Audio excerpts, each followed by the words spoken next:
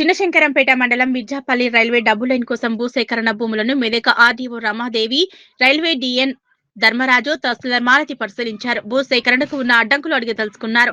Double line నిర్మాణం కోసం భూములు ఇస్తామని, ఎలాంటి అభ్యంతరం లేదని, భూములు ఇవ్వడానికి తాము సిద్ధంగా ఉన్నామని భూ యజమానులు తెలిపారు.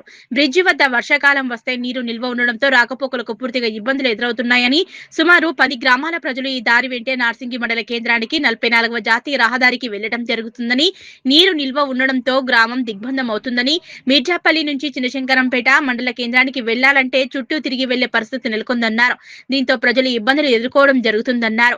నీరు నిల్వ లేకుండా చూస్తేనే భూములను ఇస్తామన్నారు. ఈ సందర్భంగా రైల్వే డిఎన్ రాజు, బ్రిడ్జి వద్ద నీరు నిల్వకుండా చర్యలు చేపడతామని, విషయం గ్రామస్తులు కూర్చొని మాట్లాడి స్థలం అప్పగిస్తే రోడ్డు నిర్మించి ఇవ్వనున్నట్లు తెలిపారు. బ్రిడ్జి వద్ద నీరు నిల్వకుండా ఉండేందుకు చర్యలు తీసుకుంటామని, ఎట్టి పరిస్థితుల్లో బ్రిడ్జి వద్ద నీరు ఉండకూడదని హామీ ఇచ్చారు.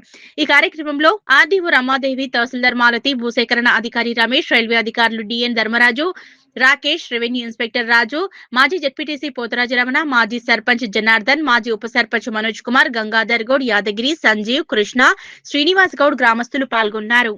సాల్వ్ చేసి చక్కగా దీన్ని కూడా లైన్లోకి తీసుకురాగలిగితే మీరు డ్యూయల్గా 2 వాడుకోవచ్చు. 1 కిలోమీటర్ డిస్టెన్స్ కాబట్టి సపోజ్ ఆ పబ్లిక్ ఆ బ్రిడ్జ్ దాకా వచ్చారు. ఇన్ కేసు నేను 99.99% ట్రై చేస్తాను, అది వేస్తాం. ఇన్ కేసు ఏదన్నా బై మిస్టేక్ ఏదన్నా ఆగినా అప్పుడు దీన్ని కూడా ప్యారలల్గా వాడుకోవడానికి అవకాశం ఉంది.